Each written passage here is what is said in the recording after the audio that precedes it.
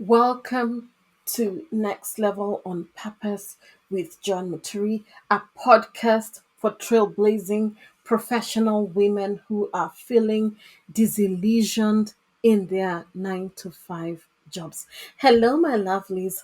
Welcome to this episode where I will be sharing quite a bit about myself, quite a bit about how my purpose was bathed out of my deepest despair.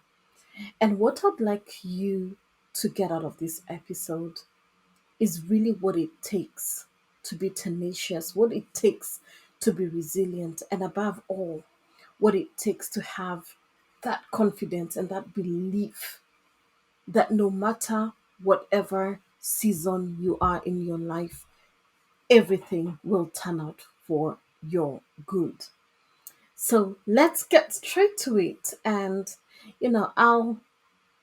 I love to share stories, and I'm going to give you my story, the real, raw story leading to where we are at right now. I want to take you back to the year 2014 December. Let's go to the year 2014 December. I was in my corporate office in the United Nations office in Nairobi, very blessed to have a job that I absolutely loved, a job that gave me a lot of delight. But deep inside, I knew that there was so much more that needed to be squeezed out, that there's so much potential, in innate potential within me that needed to be exploited, right? And I felt ripe. I felt like a ripe tomato, right? That if you bust it anytime, all this juicy potential would ooze out. However, I was comfortable. I was in a job that as I said, gave me deep satisfaction.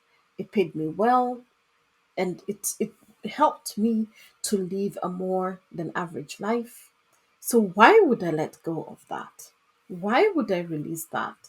Yet I could tell that, you know what, Joanne, this season is going to shift. This season is going to change. Now, as I go to this Christmas, as I share with you this Christmas story and exactly what happened on that day, I came to my office. I'm going to give a bit of a backstory. I came to my office, switched on my computer. It was the 26th of December. My family had just flown for the holiday, which I could not be a part of because I was reporting to work. I was what they call core staff. So it was critical for me to be in the office on that day. There was not much activity. And as I logged onto my computer, I was like, oh, I would love to sort of get myself into the zone of desire, the zone of the things that really make me happy. And boom, up came Pinterest. And I sat there for a few minutes just scrolling through the images on Pinterest. I sat down and was just literally picking out stuff on Pinterest and just all the things that I want to experience, all the things that I want to be a part of my life, all the things that I was craving and yearning for. And as I pinned them, right, I could feel it in my spirit, I could feel it in my soul that these experiences were for me. You know, a lot of the clients that I worked with the UN were people who traveled a lot, people who went to different destinations. And every time they came to my office, they would give me a story. They would narrate to me what it is that they experienced in the different continents of the world, the different countries that they were.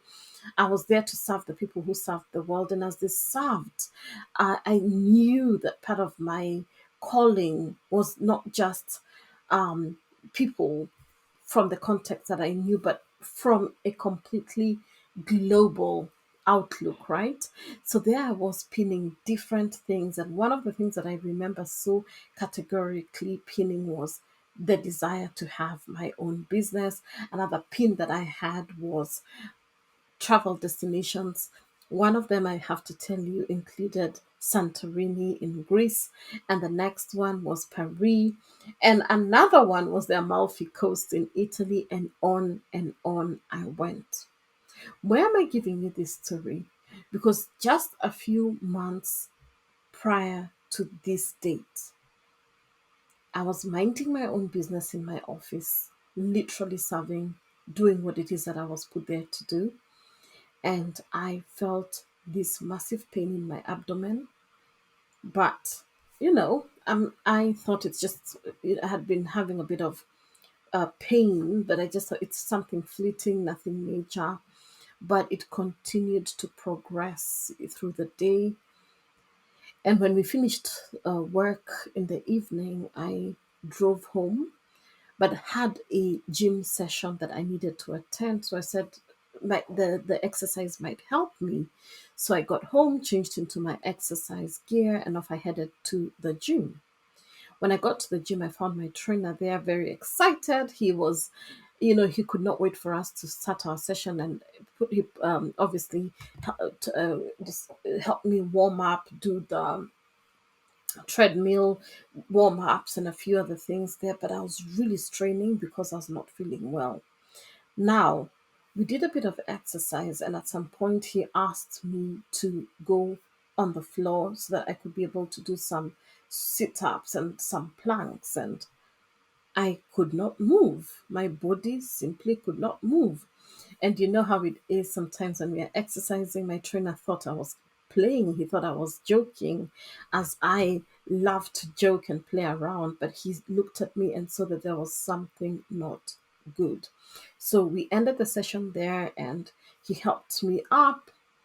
I felt really dizzy. He asked me to take some water, sit down for a few minutes before I could get some energy to at least find my way home. I drove home very weak, very tired. But somehow, I just thought it's the fatigue that comes with work, that I've had a few days, and then the pain in the abdomen, it's just something fleeting. So I knew that if I had a good night's sleep, I would wake up in the morning and everything would be back to normal. Take a few, couple of Panadols, drink lots of water, and in the morning, everything would be back to normal. So off I went to bed, and when I say that I hardly slept a wink, I am not joking. But when I finally did get some sleep, which was in the wee hours of the morning, what woke me up was the sound of my alarm. And at the same time, my phone was ringing. So as I stretched my hand to try and reach for it, my head could not move. Literally, it's like something was pinning me down to the bed, and I could feel that extreme pain again cripple me. I knew something was not right. I knew something just wasn't right. And as my phone was ringing, what felt like it was ringing from a distance, right? Somehow I willed myself to get this phone, and it was my boyfriend, now husband, calling me from the United Kingdom. And the first thing that I said to him is that, Fred, I'm not well. And he says, what is it? And I say, what I was feeling yesterday, I'm feeling times a million. I cannot even lift my head up. I don't know what to do. And he says, you have to find a way to get out of bed and get to the hospital. By now, you can sort of tell the person that I am. Somehow or the other, I dragged myself out of the bed, but I did not go to the hospital. I went to the office. Why? Because that's what is expected of me. That was what was expected of me. That is what I had believed for myself to be, uh, you know, my way of doing things. I knew that my job was my top priority at the time. And I knew that if anything really major happens, then I will make it to the hospital. But I needed to report to my desk on time. And I wheeled my way to the office. I was really not well, but somehow I started the day. But around midday, I remember calling my colleague, Don, a good friend of mine, and telling him I'm not well. And he says, you do not look well. I said, I'm going to cross over. From my office in the UN, across the road was a mobile clinic from one of the satellite hospitals in Nairobi. And I asked him if he could just give me a lift, drop me there, because I was not feeling capable of driving, of operating a car. So he was very kind to take me across the road. And when I got there, they said to me that I would need more extensive tests, but that the tests that they needed to be done could not be taken from that particular clinic because they felt that it was important for me to be seen at the bigger hospital. So I went back to work and said that I would go to the hospital in the evening. Why am I giving you this backstory? It's because every piece that I'm sharing leads to the next. So back I went to work, as you'd expect, really struggling, but I did what I needed to do. And just as I was about to leave for the day, a friend of mine texts me from the hospital saying that she has just had her baby. We had been waiting for this baby. I was very excited, and I said, "Oh, I'm actually coming to the hospital anyway, so I will come and see you first and then go and get the test that I need." So I drove to the hospital. Can I repeat that? I drove to the hospital after work. And when I got there, again, struggled to get my way to my friend's room, the maternity section of the hospital. And when I got there, I was so weak. She could see it. She said, "You don't look well." I said, "No, I'm going to go to the A&D after this, but I just want to see the baby." And as we were waiting for the nurse to bring the baby, when the nurse came to me and she was about to give me the baby, I said, "I cannot hold the baby because I will drop, the baby." I was feeling so weak. And the nurse said, "You look it." She's like, "Don't even waste one more minute. Please find yourself downstairs to the A&D." What I did not know, my darlings, is that this was what was going to become one of the biggest life changing moments of my life. When I get to the A&D, I tell the lady that at the reception that I would request if they could urgently see me because anytime I felt like I could literally drop. And she was very kind, but said that I would not see a regular doctor, but they would give me to a trainee doctor because of the urgency. If I could wait longer, I would see a regular doctor. But I said I don't have that luxury. I'm okay to see the trainee doctor. And as I was waiting to at the waiting at the triage, and then they sent me back to rest in a bed. I could just, in my spirit, I could just feel this. I don't even know what to call it. It's like a premonition. Like I knew something was not right. And I could literally see my whole life flashing in its own different forms in front of my eyes, and not in a way that is morbid. It's just a reality that I was not well and I did not know what this is.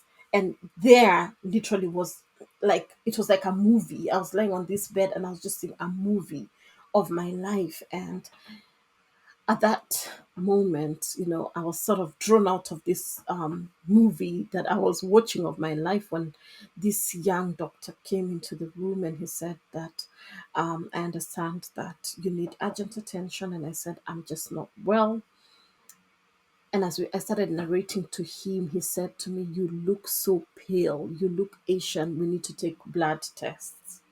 And I said, "No problem. You do what it is that you need to do. That's why I'm here." At that point, my phone rang. And every time this happens, as I give this narrative, I just see how everything works out for her good, because the phone rang and it was my husband, Fred, who then again, as I said, at that time was my boyfriend. He is a medic, and he could hear my voice. He could tell that something was not right. And I said to him, "I'm at the hospital and I'm actually with the doctor right now." And he requested to speak to the doctor. The doctor said, "Oh, I'm not sure we can, that we are allowed to take calls." But somehow Fred was so adamant, and the young man took took the phone. I can tell you that one action of him picking that phone is what saved my life. Because what happened at that point was based on what he could see, and as he shared it with Fred quickly said to him that my recommendation is that you give this exact blood, that you have had do these specific blood tests. The young man was like, but those are extremely expensive tests, and I do not think they are necessary at this point. Fred was beyond adamant. He said it does not matter the cost. Based on what she's saying and based on what you've just said to me, those tests are mandatory. Why am I sharing this? It's because it was in one of those tests, and we are going to go into this when we meet next week. It was those tests that saved my life. Let's go back to where I started. It was that day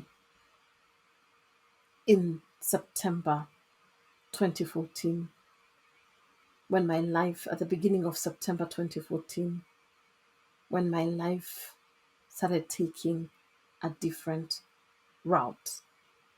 Things completely shifted, things completely changed. And I want to say this, I had no idea that 6 years down the line, going to 7 years now, I would be sharing this story from a different standpoint. The standpoint of what it means to believe and to have faith that no matter what, you will be taken care of. That no matter what, everything that is meant to happen in your life will happen. That no matter what, you will be fine. So, let me tell you this. As soon as the doctor hung up and they said that they're going to put me in for the tests, what transpired is they found immediately that I was deficient in blood, that my blood count had gone really low to 5.2. Those of you who are able to decipher what that means is that literally I was a walking corpse. There's no other way to put it. And the doctors up to today are very shocked because at 9, you are severely anemic. Now, at 5.2, you can imagine what that meant. So they admitted me as they awaited the results of the tests that they took. So when we meet next week, we're going to go deeper into what transpired. But let me finish what happened on that 26th of December. That 26th of December, just months after all this had happened, I sat down and looked at my Pinterest board, and I knew deep inside my spirit, I knew deep inside my heart that everything that I had put there, everything that I had outlined, the different experiences, the different locations that I was going to travel, that ambition to launch a business. I knew that all that I had put on that day, the 26th of December 2014, was not a fluke. I knew that it was just the beginning of something. I just did not know what it was the beginning of. But because I had gone through so much in those few short months, I was waiting to unravel and see what all this would lead to. The envisioning of all my dreams, the hope and the confidence and the positive expectancy that had been injected into my spirit. I knew that it was not to be wasted. And I'm just going to wind this up by saying, out of the depths of my pain, out of the deepest pit of what looked like a situation that was just going to end up in a way that would have been completely different, somehow this phoenix rose up. Somehow I got out of the ashes. and I'm here to share my story. Thank you so much for listening to me. Thank you so much for being a part of this experience. And I look forward to going deeper with the second part of this story when I meet you for the next episode. I cannot wait for us to get to really deep dive into what happened next. So I would please request you, if this podcast episode is speaking to you, this podcast sounds like something totally up your alley, I'll ask you to subscribe, to rate, and to review this podcast. There's a link in the show notes that will show you exactly what to do. Until next time, I will love you and leave you. Bye.